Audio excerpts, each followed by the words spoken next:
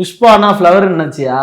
ஃபயரும் இல்ல well fire இல்ல well fire while ஃபயரா? எல்லாத்தையும் தப்பு தப்பாவே சொன்னேன். சரி ரைட்டு, ஒயில் ஃபயர் ஏதோ ஒண்ணு. அதே மாதிரி டிசம்பர் 5 வருவேன் நினைச்சியா? இல்ல அப்படின்னு சொல்லி மாத்தாம இருந்தா சரி. ஃபயர் தானே?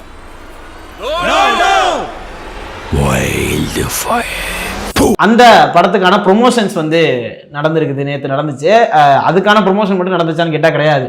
பல விஷயங்களை ஓப்பன் பண்ணி விட்டுருக்கு, பல படத்துக்கான அப்டேட் கிடைச்சிருக்குது.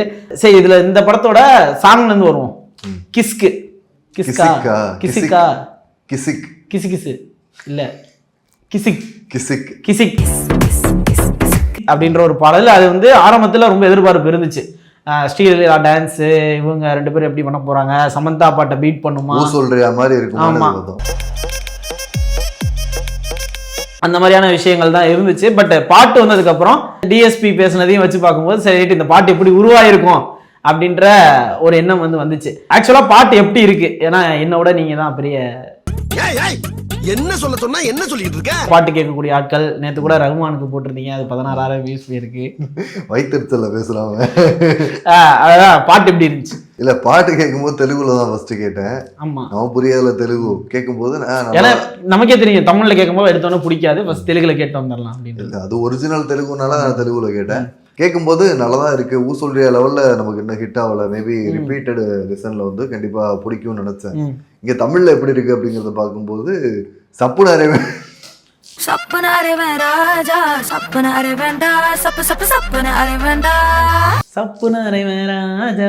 இல்ல. இப்ப நான் என்ன கேக்குறேன்னா, இப்ப சொல்றியா மாமா வந்து எடுத்தோட யாருக்கும் பிடிக்கல.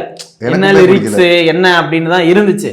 பட் வந்து அந்த டியூன் இருக்குல்ல, அது வந்து கேட்கும்போது ரைட்டு ஏதோ ஒரு வைப் வருது, உள்ள ஆடுறதுக்கான ஒரு விஷயம் இருந்துச்சு. ஆமா, அந்த பாட்டு பிடிக்கிறதுக்கு முன்னாடி ஃபர்ஸ்ட் அந்த டியூன் பிடிக்கணும்.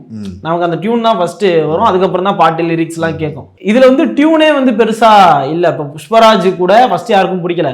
இப்ப வந்து புஷ்பா புஷ்பா புஷ் அந்த டியூன் வருதுல்ல, அந்த ரிதம் ஹூக் ஸ்டெப், அந்த ரிதம் ஏதோ ஒன்று வந்து நம்மளை கவர வைக்கிறதுல. அந்த மாதிரி இதுல வந்து ஸ்ரீலீலா தவிர வேற யாருமே என்ன கவரல.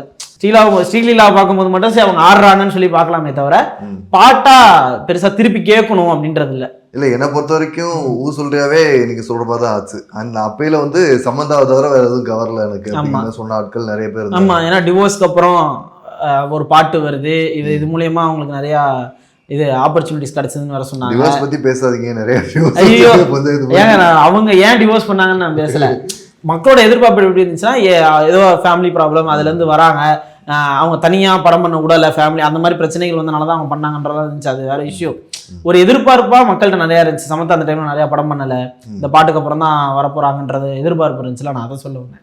ஓகே, இல்ல இப்ப ஸ்ரீலீலா வந்து இப்ப அவங்களும் வந்து கவர்றாங்க அது சொல்றீங்களே. இல்ல, எனக்கு வந்து ஃபீமேல் வோக்கல்ஸா பார்க்கும்போது தமிழ்லயுமே வந்து நல்லா பாடியிருக்காங்க. இப்ப சப்புன்னு அறிஞ்சிருவேன்னு சொல்லிட்டு கோவமா திட்டுறது வேற, அது ஒரு ராகத்தோட பாடுறது இருக்குல்ல. இல்ல புரியல எனக்கு. முன்னே நல்லா இருக்குன்னு சொல்லு, இல்ல நல்லா இல்லன்னு சொல்லு. இல்ல, நான் நல்லா இல்லன்னு சொல்றேன்னு வச்சுக்கேன். நாளை பின்ன அந்த பாட்டு பிடிச்சிருச்சுன்னா இப்படிதான் வந்து உள்ள கொஞ்சம் மடக்கி தட்டுன்ட்டு குச்சி மடத்தப்பட்டியா அந்த பாட்டோட தமிழ் வந்து அது வந்து அவங்க கூட அபிஷியலா பண்ணாங்களான்னு தெரியல. உள்ள கொஞ்சம் மடக்கி தட்டணும்னா ட்ரோல் பண்ணி சிரிச்சுட்டு இருந்தோம்னா அது ஒரு வைப் ஆயிருச்சு போக போக. அந்த மாதிரி இந்த சப்புன்னு அறையிறதும் வந்து ஒரு வைப் ஆகிறதுக்கான வாய்ப்புகள் இருக்குங்கிறதுனால நான் ஒரு நடுநிலையில நிக்கிறேன். இல்ல, அது இந்த இப்படி சாயல்ன்றதெல்லாம் பேசக்கூடாது. நடுவுல வர்றதுனால நடுவுலன்னு நினைக்காதீங்க. நான் எப்பவுமே பேலன்ஸ்டா இருப்பேன்னு நினைக்காதீங்க. என்னன்னா அது பிடிக்கல அப்படின்ற போது ஃபர்ஸ்ட் இம்ப்ரெஷனா இப்ப அந்த பாட்டுலாம் ட்ரோலா மாறுச்சுனே தவிர அந்த பாட்டை வந்து எனக்கு பிடிச்சிருக்கு, நல்ல வரிகள், அந்த மாதிரியான விஷயமா அது போகும். ட்ரோல் மெட்டீரியல் ஆகி நிறைய பாட்டு வந்து வைபா இருக்கு. இப்ப நீங்க சொன்னீங்கன்னா இப்போ சொன்னா ஒத்துக்கவே மாட்டாங்க. ஆனா இப்ப ராயன் படத்துல இந்த பாட்டு இருக்குல்ல, அடங்காத சூரன், இதை வந்து ஏஆரோட மாடுலேஷனை ட்ரோல் பண்ணாங்க. எங்கேயோ வச்சான்ட்டு ஒரு பாட்டு வருதுல, இது என்ன மாடுலேஷனு, யார் அந்த லிரிக் எழுதுனதுன்னு ட்ரோல் பண்ணாங்க. அதுக்கப்புறம் அந்த பாட்டு பெரிய வைபாச்சு. அப்புறம் வந்து இந்த பாட்டு இருக்குல்ல மக்காமிஷி, இது ஒரு ட்ரோல் மெட்டீரியல் தான் வரும்போது என்னடா லிரிக்குது அப்படின்ட்டு. இதுவே நாரடிதால் அந்த புகையில. ஆமா, இந்த மாதிரி பாடல்கள்லாம் வந்து ஃபர்ஸ்ட் ஒரு ட்ரோல் பண்ணி அரபிக் குத்த விட்டோம். அதெல்லாம் வந்து என்ன லிரிக்குது, சிவகார்த்திகேயன்லாம் வந்து ஒரு லிரிசிஸ்ட்னு அவரை போய் ப்ரொஃபஷனலா வந்து எழுத விடாம ஒரு மதன் கார்கி மாதிரி ஆட்கள் கிட்ட யாரும் போகாம சிவகார்த்திகேயனை வச்சு பண்ணி வேஸ்ட் ஆகுது அப்படின்னு சொன்னாங்க. Okay okay. ஆனா அது அந்த பாட்டு வந்து இப்ப எவ்வளவு வியூஸ் அதான் இப்ப நீங்க சொல்ற மாதிரி நடக்கிறதுக்கான வாய்ப்பு இருக்கு. ஆனா ஊ சொல்றியா மாமால நிறைய ஹூக் ஸ்டெப் இருந்துச்சு, வேற மாதிரியான ஒரு இது கொண்டு போச்சு. இதுல வந்து பெருசா இப்படி பண்றதை தவிர இல்ல ஸ்ரீலீலா அல்லு அர்ஜுன் வச்சுட்டு உங்களுக்கு இதை மட்டும் அப்படி அதுதான் ஒரு ஏமாற்றமா ஆயிருமோன்னு வாய்ப்பே இல்ல. அது ப்ரோமோக்கு அவங்களுக்கு எல்லாத்தையும் வந்து லிரிக்கல் வீடியோவிலே காட்டிடுவாங்களா, விஷுவலா இப்ப தியேட்டருக்கு வர நீங்க இந்த ஒரு பாட்டுக்காக தான் தியேட்டர் போகணும்னு இருந்தீங்கன்னா அது போக மாட்டீங்க. எதிர்பார்ப்பு என்ன, ஊ சொல்றியா மாமா தியேட்டர்ல பாக்கணும் தான் நம்ம அந்த மாதிரி இதே வந்து தியேட்டர்ல போய் பாருங்கிறத வச்சிருப்பாங்க. கண்டிப்பா வந்து ஸ்ரீலீலா அல்லு அர்ஜுன்னா இந்த மாதிரி சிம்பிளான ஸ்டெப் மட்டும் அப்ப அது வந்து பீட்டே இல்லை அப்படின்னு நீங்க நினைக்கலாம். அப்பெல்லாம் இல்லை. இப்ப மெலடி சாங்லேயே வந்து நல்ல கொரியோகிராஃபிலாம் இருக்கு, அது வந்து பீட் என்ன பயங்கரமாவா இருக்கும். இது வந்து கண்டிப்பா ஒரு ட்ரிப்பியான ஒரு சாங்கா இருக்கு. கண்டிப்பா உள்ள வந்து பயங்கரமா ஆடி இருப்பாங்க, நான் நம்புறேன் ஸ்ட்ராங்கா இருக்கும். இப்போ லிரிக்ல வர கான்ட்ரவர்சி, இந்த மாதிரி மாமனார் வராரு, மச்சான் வராரு, கொழுந்தனார் வராரு, அதுக்கெல்லாம் ஒன்றும் பண்ணாத, ஆல்பத்தை வந்து பூட்டி வச்சுக்க, என் போட்டோ மட்டும் லாக்கர்ல வச்சுக்கன்னு ஏதோ வருது. இந்த லிரிக்ஸ் எப்படி பாக்குறீங்க? ஒரு ப்ரொக்ரெசிவான லிரிக்ஸா பாக்குறேன். தப்பான எண்ணோட்டத்துல பார்த்தனா சப்புன்னு அறிவேன். சப்புன்னு அறிவேரா? ஏன் அர்த்தம் புரியாத வார்த்தைகள்லாம் நிறைய இருக்கு.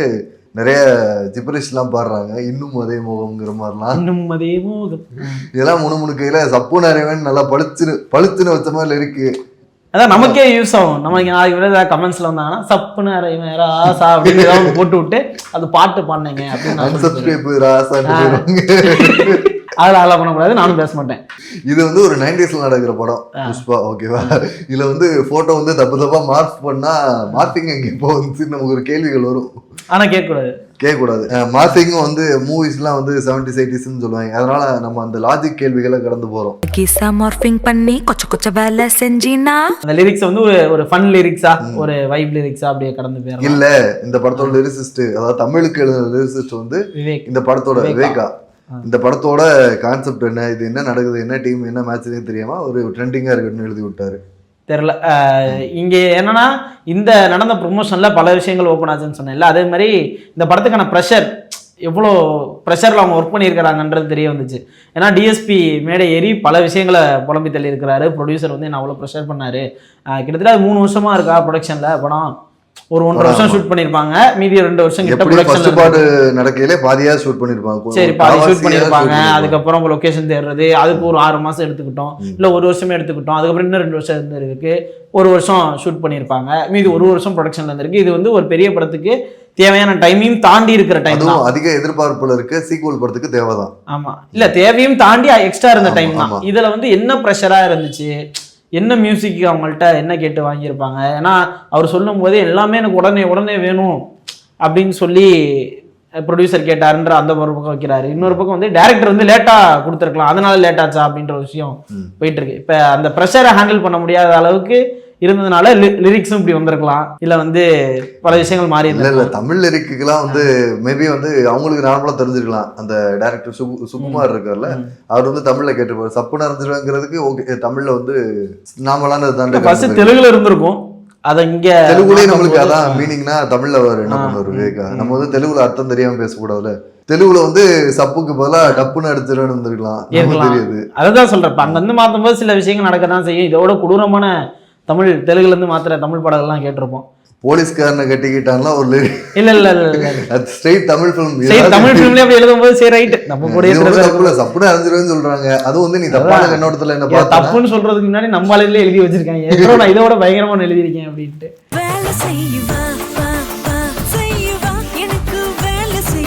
சரி ரைட்டு, அதை போய் முட்டவும் நம்ம கொடுக்க முடியாது. அது லிரிக்கா பார்த்து கடந்துட வேண்டியதான். என்னன்னா சிரிப்பு வருது கேட்கும் போது. சப்புன்னு இறந்துருவேன்னா இது வந்து நீங்க சரி நம்ம கூட ஜென்சி கிட்ஸ் அது இதுன்ட்டு ஏதாவது வைப்பு இது என்ன சொல்றது ஜென் ஆல்பா ப்ரோ அப்படின்ட்டு கடந்து வந்து யாராவது உங்க அப்பா அம்மா ஏதாவது கேட்கும்போது அவங்க வந்து என்ன நினைப்பாங்க, இந்த காலத்து பசங்களே இப்படித்தான், இந்த காலத்து பாடல்களே இப்படிதான் சமூகத்தை கெடுக்குதுன்னு மொத்தமா நினைச்சிட்டு போறதுக்கு வாய்ப்பு. அந்த மாதிரியான பாடலை கேட்பாங்களான்றதே தெரியல. இல்ல பை சான்ஸ் இல்ல வந்து புஷ்பா வந்து இங்க பெரிய ஹிட், ஃபர்ஸ்ட் பாட்டு ஹிட்டு, இங்க வந்து நிறைய பேர் தியேட்டருக்குலாம் போவாங்க, ஃபேமிலியா போகும்போது ஏன்னா சப்புன்னு அரைஞ்சனா எழுதி வச்சிருக்காங்க அப்படிங்கிற மாதிரி அவங்களுக்கு ஒட்டாது. லிரிக்கலா அது தப்பா ஆபாசமா இருக்கு அப்படின்லாம் சொல்ல, நம்மளும் அந்த நோக்கத்துல சொல்ல வரல. இது என்ன ரொம்ப வல்கரா இருக்கு, நம்ம அதெல்லாம் நம்ம சொல்ல வரல. அது இது சாங் ஒட்டலை அப்படின்றதுதான். காமெடியா இருக்கு. சாங் ஒட்டலை அப்படின்ற விஷயத்த தான் அது இன்னும் ஆடியன்ஸ் இருக்கிறாங்க, இன்ஸ்டா இன்ஃபுளுசர்ஸ்லாம் இருக்கிறாங்க. ஒரு 6 ரீல் போட்டு அவ்வளவுதான் முடிஞ்சு போச்சு. நம்மளுக்கே அதை ஒட்டி விட்டுருவாங்க, மண்டையில ஏற்றி விட்டுருவாங்க. அந்த மாதிரி விஷயங்கள்லாம் நடந்துருச்சுன்னா அது ஆட்டோமேட்டிக்காக ஹிட் ஆயிரும். அந்த படத்தை போயிட்டு இருக்கும்போது இன்னும் நிறைய படத்துக்கான அப்டேட்ஸ் வந்து கிடைச்சது. குட் பேட் அக்லி அதுக்கான ஒரு அப்டேட் என்னன்னா, பொங்கலுக்கு வரும் பட்டு அப்படின்னு சொல்லி அதை முடிச்சிட்டாரு. அப்போ வருமா வரலையான்ற ஒரு கேள்வி வருது. இன்னும் 7 நாள் தான் ஷூட் இருக்கு அப்படிங்கிறாங்க. விடாமுயற்சி எனக்கு தெரிஞ்சு முடிஞ்சிருச்சுன்னு நினைக்கிறேன். இல்லை அதில் பாக்கி இருக்கான்னு தெரியல. குட் பேட் அக்லி இன்னும் 7 நாள் தான் ஷூட். குட் பேட் அக்லியே புஷ்பாவோட கனெக்ட் பண்றதுக்கான காரணம் என்னன்னு சொல்லுங்க. அதுதான் இங்க ப்ரெஷரா இருக்கிறதுனால, அதுவும் கொஞ்சம் பெரிய படம் தான். சேம் ப்ரொடியூசர் இதுல இப்படி பேசுறதுனால தூக்கிட்டாங்களா என்னன்றது தெரியல, இல்ல இவரே விலகிட்டாரான்றது தெரியல. முன்னாடி இருந்தே சொல்லிட்டு இருக்காங்க. ஐ மீன் இந்த ஃபங்க்ஷன்ல அவர் வந்து பஸ்ட் அவுட் ஆகிறதுக்கு முன்னாடியே இந்த மாதிரி என்னன்னா 3 வருஷம் ப்ரொடக்ஷன் இருந்த டைம்லயே இவ்வளவு ப்ரெஷர் இருக்குன்னா, குட் பேட் அக்லி இப்ப ஆரம்பிச்சு சீக்கிரம் முடிச்ச படம். எனக்கு தெரிஞ்சு அஜித் சார் இப்ப ரீசெண்டா பண்ண படங்களே வேகமா முடிச்ச படம் குட் பேட் அக்லின்னு நினைக்கிறேன். அது உண்மை. ஆமா, அப்ப வந்து அதுக்கு இன்னும் எப்படி ப்ரெஷர் இருந்திருக்கும், இன்னும் எப்படி சீக்கிரம் போடு அப்படின்னு சொல்லி பண்ணாங்களா அப்படின்றது தெரியல. அதனால இப்ப ஜிவி திருப்பி உள்ள வராரு அப்படின்ற மாதிரி. இல்ல எனக்கு தெரிஞ்சு ஒரு ப்ரொடியூசருக்கும் அவருக்கும் ஏதாவது கான்ஃபிளிக் வந்துச்சுன்னா, நீங்க இந்த படத்துல இருக்க வேணா நீங்க கிளம்பிடுங்கன்னு சொல்லியிருப்பாங்கன்னு வாய்ப்பு இருக்கு. ஜிவி வந்து நான் எதிர்பார்த்த ஒரு காம்போ. ஆதிக் ரவிச்சந்திரனாலே ஜிவி பிரகாஷ் தான் வந்து எனக்கு வேணும்னு நான் நினைச்சேன். டிஎஸ்பி வரும்போதும் சரி, வீரமுக்கு அப்புறம் திரும்ப வர்றாருங்கிற ஒரு இதுல நம்ம கடந்து போயிட்டோம். ஆனா ஜிவி வந்தா இன்னும் நல்லா பெட்டரா இருக்கும், நல்லா பண்ணுவாருன்ற ஒரு இது இருக்கு. ஏன்னா ஃபுல் ஃபார்ம்ல இருக்கிறவர். இப்ப அமரன் வர வந்து அமரன் இருக்கட்டும், வேற ஒரு ஜான்ரால சூப்பரா பண்ணிட்டு இருக்காரு. கடைசியா அஜித்துக்கு என்ன படம் பண்ணாரு? கிரீடம் தான் பண்ணாரு. அது ஒண்ணுதான் பண்ணிருக்காருன்னு நினைக்கிறேன், பல வருடங்கள் கழித்து. ஆமா, அதுல அப்பையில வந்து வேற ஃபேஸ்ல இருந்தாரு. இப்ப கிட்டத்தட்ட எப்படின்னா ஒரு புதிய கதைக்கு அப்புறம் இவன் வந்து கோட்ல எப்படி தளபதி கூட சேர்னாரோ அது மாதிரி கிரீடம்க்கு அப்புறம் அப்பையில அஜித் இருந்த ஃபேஸ் வேற, இப்ப வேற. கண்டிப்பா இது மாஸ் படம். கிட்டத்தட்ட அந்த ஒரு டிரான்ஸ்ஃபர்மேஷன் மாசியும் தாண்டி அஜித் சார் பண்ணாத ஒரு டிஃப்ரெண்டா இருக்கும். என்னன்னா ரொம்ப கிளாஸியா ஒரு மாதிரி ஃபன் ஃபேக்டரோட இருக்கும்னு நினைக்கிறேன். பண்ணாத ஒண்ணா இருக்குமா, இல்ல இது வரைக்கும் பண்ணது எல்லாத்தையும் கலந்து அடிச்ச மாதிரி ஒண்ணு இருக்குமா தெரியல. ஏன்னா ஒரு ஃபேன் பாயா இருக்கும்போது அப்படிதான் நான் எதிர்பார்க்கிறேன். இது வரைக்கும் அவர் பண்ண எலிமெண்ட் எல்லா படத்துலயும் இருந்து. ஆனா அந்த ரெட்ரோ சாங் எல்லாரும் எதிர்பார்க்கறாங்க. எப்படி இந்த பஞ்சு மிட்டாய் சேலை கட்டி வந்துச்சு அது மாதிரியான ஒரு ரெட்ரோ சாங் அஜித் சாரை வச்சு பண்ணணும் அப்படின்ற மாதிரி அதை எதிர்பார்க்கறாங்க. ஏன்னா வந்து மங்காத்தால ராம ஆண்டாள் அது வரும்போது செம்ம வைபா இருந்துச்சு. அது அஜித் சார், ரஜினி சாருக்கு அப்புறம் அஜித் சாருக்கு செட் ஆச்சுலாம் நிறைய பேர் சொல்லிட்டு இருந்தாங்க. அது மாதிரி ஒரு விஷயம் எதிர்பார்க்கறாங்க. ஆதிக்கு வச்சாருன்னா இளையராஜா பாட்டு யூஸ் பண்ண மாட்டாங்க. ஏப்பா ஓ அது சரி ரைட்டு, அது இவனே சரி ரைட்டு புரிஞ்சிருச்சு. ஏன் அதுக்கு அதை அலோவ் பண்ணாங்க, ஏன் அலோவ் பண்ணலன்றதா. சரி ரைட்டு. ஆனால் கேட்டா கொடுக்கக்கூடிய நபர் தான் அவர், கேட்டா கொடுத்துருவாரு. இப்போ டிஎஸ்பி போனது ஒரு பக்கம் வருத்தம் தான், அவரும் நல்லா பண்ணக்கூடிய ஆள் தான். அவருக்கு வந்து இந்த விஷால் படம் ஒன்று வந்துச்சுல ரத்னம், அந்த படத்துல வந்து சரியா போல தமிழ்ல. கங்குவா வந்து எனக்கு ஒரு 3 பாட்டு நல்லா பிடிச்சிருந்தது. ஆனா இருந்தாலும் வந்து படத்துல அவர் மட்டும் குறைன்னு சொல்லிட முடியாது. நம்ம படமே குறை தான் அப்படிங்கிறப்போ அவர் மட்டும் சொல்லிட முடியாது. ஸோ அடுத்தடுத்து அவருக்கு வந்து தமிழில் பெருசாக செட் ஆகலை. மைத்ரி மூவி மேக்கர்ஸ்னால வந்து அவங்களுக்கு இந்த மாதிரி குட் பேட் அக்லிலையும் அவர் விலகிறதுக்கு ரீசனாக இருக்கலாம். புஷ்பா 2லையுமே வந்து அவர் பிஜிஎம் பண்ணலை, சாம் சிஎஸ்ன்றாங்க சில பேர் வந்து தமன் பண்ணியிருக்காருன்னு சொல்கிறாங்க. எது உண்மைன்னு தெரியல. சில பேர் என்ன சொல்கிறாங்கன்னா இல்லை சண்டைலாம் சார்ட் அவுட் ஆயிருச்சு, அவரே பண்ணுறாரு தெரியல. இது வந்து என்னன்னா மாறிச்சுன்னா இன்னும் 7 நாள் தான் ஷூட்டு, பொங்கல் இல்லைன்ற மாதிரி தான் அவர் பேசியிருக்கிறாரு. எப்போ வந்தாலும் அதுக்கான ப்ரொடக்ஷன் டைம் ரொம்ப கம்மியாக இருக்கும், அதுக்குள்ளே ஜிவி ஒர்க் பண்ணணும் அப்படின்ற மாதிரி இருக்கு. எனக்கு தெரிஞ்சு டிஎஸ்பி ஒர்க் பண்ணது ஒரு பார்ட்டாகவும் இவர் பண்ண ஒரு பார்ட்டாகவும் இருந்தாலே ஓகே அப்படின்ற மாதிரி தான். இல்லை ஒருவேளை முன்னாடியே இது நடந்திருக்கலாம், நமக்கு லேட்டாக தெரிய வரலாம். ஜிவி வந்து முன்னாடியே கமிட் ஆகிருக்கலாம், ரிவீல் பண்ணாமல் இருக்கலாம். இல்லை ஒரு 3 மாதம் தான் மேக்ஸிமம் எடுத்துக்கிற டைமாக இருக்கும். பேக்ரவுண்ட் ஸ்கோருக்கு பாடல்லாம் மோஸ்ட்லி மியூசிக் டான்ஸ் எடுத்துக்கிற இதெல்லாம் அவ்வளோதான் இருக்கும். எனக்கு தெரிஞ்சு இவர் கூட காம்போ ரொம்ப இருந்தனால சீக்கிரம் கூட வாங்குறதுக்கான வாய்ப்பு இருக்கு. ஆதிக்கும் அவங்களுக்கும் ஒரு செட் ஆகுறதுனால அவர் என்ன மாதிரியான படங்கள் பண்ணுவாருன்னு அவருக்கும் தெரியும், இவருக்கு என்ன மாதிரியான மியூசிக் கொடுக்கணுன்றது தெரியும். ஏன்னா ஒரு படம் ஒர்க்கும் பண்ணியிருக்கிறாரு, அதனால அவர் டேரக்டராகவும் அவருக்கு மைண்ட்ல தெரியும், அதனால ஈஸியாக கொடுத்துருவாரு அப்படின்ற மாதிரி தான் இருக்கு. இல்லை இப்போ பெரிய படங்கள் பற்றி பேசிட்டு இருக்கோம். இந்த மாதிரி சுச்சுவேஷன்லாம் வந்து நம்ம உதாரணம் கட்டுறதுக்கு அனிருத் தான் திரும்ப போக வேண்டியதாக இருக்குது. ஏன்னா ஜிப்ரானே சொல்லியிருப்பாரு, இப்போ தளபதி 69 வந்து வினோத் வந்து அவரோட ஆஸ்தான மியூசிக் டைரக்டர் வந்து ஜிப்ரான் தான், அவர்கிட்ட தான் போவார். ஆனால் என்கிட்ட நல்ல வேலை என்கிட்ட வரல நான் நினச்சேன், அனிருத் போயிட்டாரு அப்படிங்கிறது. ஏன்னா வந்து பெரிய ஹீரோ ப்ரெஷரு, லாஸ்ட்டு படம் அப்படிங்கிறதெல்லாம் வந்து என்னால் ஹேண்டில் பண்ண முடியாது.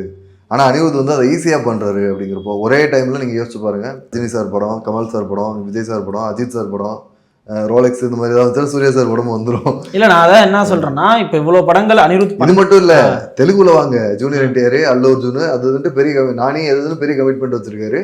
ஹிந்தியில எடுத்தோம்னா அது ஷாருக் சார் படம், சல்மான் கான் வச்சிருக்கிறாரு. அப்ப அவர் வந்து ஹேண்டில் பண்றாரு அப்படின்றதையும் தாண்டி மியூசிக் டைரக்டருக்கு இப்படி ஒரு பிரச்சனை வருதுன்றதே நமக்கு இப்பதான் தெரிய வருது. ஆமா, அதை நம்ம அட்ரஸ் பண்ணி ஆகணும். ஏன்னா ஒரு மியூசிக் டைரக்டருக்கு ப்ரெஷர் இல்லாம நீங்க விட்டாதான் நீங்க நினைக்கிற மியூசிக்கை அவங்க வெளியே கொண்டு வர. அவங்க சைடு நியாயம் நமக்கு தெரியாது, ப்ரொடியூசர் சைடு அவங்க ரிலீஸ் டேட் ஒன்று வச்சிருப்பாங்க, இதெல்லாம் அவங்களுக்குள்ள ஒரு கமிட்மெண்ட். சாங்குக்குள்ள வந்து இவங்க போட்டு கொடுத்தாதான் அந்த அவங்க ஷூட்டுக்கே போக முடியுங்கிற மாதிரி நிலமெல்லாம் இருக்கும். அப்படி இருக்கையில நமக்கு தெரியல நம்ம ஒன் சைடா எந்த சைடு நியாயம் இருக்குங்கிறது கரெக்ட். பட் அதுக்கான டைமையும் ஒதுக்கிட்டு அந்த கமிட்மெண்ட்டை வந்து அவங்க கொண்டு வர முடியும். ஏன்னா வந்து எல்லாருக்குமான டைம் கொடுக்குறாங்களா. இப்போ எடிட்டருக்கு இந்த டைம் அப்படின்றது ஒதுக்குறாங்க, இவங்களுக்கு அந்த டைம் அப்படின்றது கேமரா டிபார்ட்மெண்ட் செட் பண்றதுக்கு லொகேஷன் பார்க்கறதுக்கான டைம் இருக்கு. பட் மியூசிக் டைரக்டர் இந்த கமிட்மெண்ட்டுக்கு நடுவில் மாட்டிக்கிட்டு அவங்களுக்கு தேவை அப்படின்ற போது டக்குன்னு போயிட்டு எனக்கு கொடுங்க கொடுங்க கொடுங்கன்னு டார்ச்சர் பண்ற மாதிரியான சூழ்நிலை தான் அமையுதோ அப்படின்ற மாதிரி இருக்கு. நம்ம தெரியல. இல்ல சூழ்நிலை அப்படிதான் அமையுதோன்னு எனக்கு தோணுது. நான் எனக்கான தோன்ற கருத்தை தான் சொல்றேன். ஏன்னா அவங்களுக்கான ஒரு டைம் இப்போ வந்து படம் முடிச்சுட்டோ இல்ல படம் போறதுக்கு முன்னாடியோ உட்காந்து கதையை சொல்லி மியூசிக் வாங்கிட்டு போறவங்களும் ஒன்று உண்டு. சில பேர் வந்து ஐயோ எடுத்தாச்சு டைம் இல்லை சார் உடனே போட்டு கொடுங்க அப்படி ஒரு பிரச்சனைகள் இருக்கு. இப்போ பெரிய படங்கள்னு வரும்போது எப்படி ப்ரீ ப்ரொடக்ஷனுக்கோ போஸ்ட் ப்ரொடக்ஷனுக்கோ ஒரு டைம் ஒதுக்குறாங்களோ அது மாதிரி மியூசிக்கும் ஒரு டைம் ஒதுக்கிட்டா அந்த ப்ரெஷர் இல்லாமல் அவங்க ஒர்க் பண்ணுவாங்களோ அப்படின்ற மாதிரி இருக்கு. ஏன்னா வந்து இப்போ அனிருத் பண்றாரு சந்தோஷம் தான், அவர் அதை ஹேண்டில் பண்றாரு ஓகே. பட் மற்ற மியூசிக் டைரக்டருக்கும் வந்து பண்ணாதான் அவங்க பொட்டன்ஷியல் என்னன்னு தெரியும். அவங்களால ஹேண்டில் பண்ண முடியலன்னா அதுக்கான சுச்சுவேஷனை உருவாக்கி தரது ப்ரொடியூசரோட கடமை. அது நம்ம அப்படி யோசிக்கிறோம். ஆனா மோஸ்ட்லி என்ன யோசிப்பாங்கன்னா நம்ம ஒருத்தனால ஹேண்டில் பண்ண முடியல அப்படிங்கிறது, ஒருத்தனால இதை சூப்பரா ஈஸியா பண்றாங்கிறப்ப அங்கேயான போவாங்க. இல்ல போறாங்க சரி, நான் அதை தப்பு சொல்லல. இப்படியே ஒருத்தர்கிட்டே போயிட்டு இருந்தீங்கன்னா மற்ற மியூசிக் டைரக்டர்ஸ்க்கான வாய்ப்பு குறையுது. அப்போ வந்து ஹேண்டில் பண்ண முடியலன்னு போறது இருக்க போறது இல்லை. அது வந்து இப்போ அனிருத்துக்கும் வந்து ஒரு கிரியேட்டர் பிளாக்லாம் வரும், இல்ல அவர் வந்து அவருக்கான ஒரு டைம்ல ஒவ்வொருத்தவங்களும் பீக்ல இருப்பாங்களா, அந்த மாதிரி ஒரு ஷைனா தான் நான் பாக்குறேன். அதான் சொல்றேன். இப்ப இப்படி ஆப்ஷனா போறதுக்கு பதிலா அந்த பிரச்சனையை சரி பண்றது தானே நமக்கு முதல் வேலையா பார்க்கணும். இப்ப இங்க பிரச்சனை இருக்கு நான் போறேன் அப்படின்னா இப்படி போய்கிட்டே இருந்தா அந்த பிரச்சனையை அட்ரஸ் பண்ணி எப்ப அதுக்கான ஸ்பேஸ் உருவாக்குறது, அது மெயின். நீங்க போறது பிரச்சனை இல்ல, அந்த பிரச்சனையை முடிச்சுட்டு போங்க. இல்ல இது வந்து நிறைய மியூசிக் டைரக்டர்ஸ் வந்து சொல்லியிருக்காங்க. அதாவது ஒரு படத்துக்குள்ள சைன் ஆகும்போது இது நம்மளோட கிரியேட்டிவிட்டி கிடையாது, இண்டிபெண்டன்ட் சாங் நாங்க பண்ணோம்னா அது எங்களோட கிரியேட்டிவிட்டியா இருக்கும். ஒரு படத்துக்குள்ள பண்ணும்போது கோவிந்த் வசந்தா, ஷாண்டோல நிறைய பேர் சொல்லியிருக்காங்கன்னு நினைக்கிறேன். ஒரு படத்துக்கு பண்ணும்போது இது வந்து முழுக்க ஒரு டைரக்டரோட விஷன், அவரோட ஒரு பவுண்டரியோட தான் நம்ம பண்ணி ஆகணும். அப்படிங்கிறப்போ இதெல்லாம் அவங்க பண்ணிக்கிற காம்ப்ரமைஸ் தான். இப்போ ஒரு டைம் கன்ஸ்ட்ரெயினாக இருக்கட்டும், எல்லாமே வந்து இது பார்ட்டு தான். நீங்கள் ஈவன் ஹாலிவுட் எடுத்துக்கிட்டீங்கனாலும் இது இருக்குது. ஸோ இது எல்லாருக்கும் வந்து நீங்கள் சொல்கிற மாதிரியே நடக்கிறதும் இல்லை, எல்லாருக்கும் வந்து எல்லாருக்கும் டைம் கிடைக்காம இருக்கிறதும் இல்லை. சில பேர் டைம் எடுத்துகிட்டு ப்ரொடக்ஷன் இல்லை, அது டேரக்டருக்கும் மியூசிக் டைரக்டருக்கும் உள்ள காம்போ வச்சு தான் நம்ம சொல்ல முடியும். ஏன்னா மெய்யலகன்ல அவர் சொல்லிட்டாரு நான் மியூசிக்லாம் முதலே வாங்கிட்டேன். ஏன்னா என் கதை அவனுக்கு என்னன்னு தெரியும், அதை அவன் படிச்சிருக்கான். அவன் அன்னைக்கு உட்காந்து வீட்லயே டியூன் போடும்போது நான் அதை எடுத்து வச்சுப்பேன், அதை நான் படத்துல யூஸ் பண்ணிப்பேன். இல்ல அது ஒர்க்கிங் பேட்டர்னே சில பேருக்கு வேற மாதிரி இருக்கும். சில பேருக்கு வந்து இப்போ செட்டு போட்டு ஆடுற மாதிரி ஒரு சாங் இருக்கு, சுச்சுவேஷன் இருக்குன்னா சாங் நம்ம முன்னாடியே வரணும். அதாவது ஃபைனல் அவுட்டுன்னு இல்லை, அவங்க ரஃபாக ஏதாவது போட்டு வச்சிருந்தாங்க, சும்மா வந்து அப்பையில சிங்கர்ஸே சூஸ் பண்ணுவாங்க, அவங்களே பாடி வச்சிருப்பாங்க. அப்பையில அந்த ரஃப் ட்ராக்கே போட்டு யூஸ் பண்ற இதுவும் இருக்கு. சில பேர் என்ன பண்ணுவாங்க, படத்தை ஷூட் பண்ணிட்டு மியூசிக் டைரக்டர் அப்பதான் கமிட் பண்ணுவாங்க. ஆமா, அந்த டைம் அப்பதான் ஒதுக்க முடியும். ஏன்னா அப்பதான் படத்தை பார்த்து உட்காந்து இது பண்ணி. இப்ப என்னன்னா இப்ப பெரிய படங்களுக்கு வர பிரச்சனை வந்து படம் எடுக்கிறதுக்கு முன்னாடியே டேட் அனௌன்ஸ் பண்ணிடுறாங்க. அப்போ வந்து அந்த 3 மாசம் தான் இருக்கு. 3 மாசத்துல கிட்டத்தட்ட 2.5 மாசம் வெறும் படத்தை மட்டுமே ஷூட் பண்ணிடுறாங்க. மீதி இருக்கிற டைம்ல மியூசிக்கை போடு எடிட்டை பண்ணு அதை பண்ணுன்ற ப்ரெஷர் வரதுனால நமக்கு அவுட் எப்படி வருது? இல்லை, இது ஒரு டிபார்ட்மெண்டோட சைடு தப்புன்னு சொல்ல முடியாது. அது உள்ள போச்சுன்னா அது வேற மாதிரி போகும். அப்போ அதுதான், அது அவ்வளவு பிரச்சனை இருக்குன்ற போது அந்த பிரச்சனையை சரி பண்றதா வேலையை தவிர அந்த பிரச்சனையை தாண்டிட்டு இல்ல இனி எனக்கு செட் ஆகல நான் வேற ஒருத்தர்கிட்ட போறேன் அப்படின்ட்டு போறது வந்து இது வந்து அதனால மட்டும் பிரச்சனை இருக்காது. இப்ப இப்படி சொல்றதுனால ஏதாவது வார்த்தைகள் தடுமாறி என்ன சொல்ல கருத்து வேறுபாடுகள் வந்திருக்கலாம். இல்ல அப்ப அந்த டைட்டா வர்றதுனால மட்டும் தானே அந்த கருத்து வேறுபாடு வருது. உங்களுக்கான அந்த ஃப்ரீ டைம் ப்ரொடியூசரோட கன்சர்ன்ங்கிறது நமக்கு தெரியாது. அவர் வந்து எது புஷ் பண்ணாரு, இல்ல இந்த பட்ஜெட் ஆல்ரெடி எவ்வளவு தூரம் போயிருக்கு, இதனால வந்து ஷூட் டிலே ஆகுதா, அவங்க ஏதாவது இன்ட்ரெஸ்ட் வாங்கி போட்டுருக்கலாம் உள்ள, அதனால வட்டி ஏறிட்டே போகலாம். அப்ப இவ்வளவு பிரச்சனையை கொண்டு போய் ஒருத்தன் திணிச்சிங்கன்னா அவன் ஓடதான் செய்வான், என்னால ஹேண்டில் பண்ண முடியலங்க அப்படின்ட்டு. இது அனிருத் எப்படி பண்றாருன்னு அவரு தான் சொல்லணும். இப்ப அவருக்கு அப்படி ஒரு பிரச்சனை இருக்கா, அவர் எப்படி பண்றாரு, இல்ல அனிருத்ன்றதுனால இவங்க தள்ளி நின்று இவங்களுக்கு கொடுக்குற ப்ரெஷர் அவங்களுக்கு கொடுக்காம இருக்காங்களா, இவ்வளவு விஷயங்கள் நம்ம பார்க்கணும். ம். இதெல்லாம் பார்த்தாதான் அவங்க எப்படி ஒர்க் பண்றாங்க அப்படின்றது தெரியும். ஒரு மியூசிக் டைரக்டருக்கு வந்து அந்த ப்ரெஷரை கொடுக்காதீங்கன்னு தான் நம்ம இல்லை சொல்லுவோம். எந்த கிரியேட்டருக்குமே அந்த ப்ரெஷர் இருந்துச்சுன்னா கஷ்டம் தான். நீங்கள் வந்து ஒரு டைம் கன்ஸ்ட்ரெயின் வச்சு டைம் கன்ஸ்ட்ரெயின்ங்கிறது அவசியம் தான். ஏன்னா நம்மளும் வந்து இஷ்டத்துக்கு நான் வந்து 3 வருஷம் ஸ்கிரிப்ட் எழுதிட்டு தான் பட்ஜெட்டை ஃபுல்லாக காலி பண்ணிட்டு தான் மொட்டைட்ஸ் தான் விடுவனும் பண்ண முடியாது. எல்லாருக்கும் வேணும், ஆனால் அதை கரெக்டாக பிளான் பண்ணி பண்ணுனா பிரச்சனை இருக்காது. அவ்வளோதான் அவங்க சொல்ல வருது. சரி ரைட்டு, புஷ்பாவோட பாட்டு எப்படி இருந்துச்சு, இந்த பிரச்சனைகள்லாம் நீங்கள் எப்படி பார்க்குறீங்க அப்படின்றத கமெண்ட் செக்ஷனில் சொல்லுங்கள். இல்லை நாங்கள் சொன்னதில் ஏதாவது தப்பு இருந்தாலும் சொல்லுங்கள், பார்த்து என்னன்றது தெரிஞ்சுக்கலாம். ஓகே, இதே மாதிரி வீடியோவில் கூடிய சந்திக்கிறோம். அண்டில் தமிழ் விளம்பரம். ஓகே டேட்டா சப்பு நிறைஞ்சிடும். பாய்.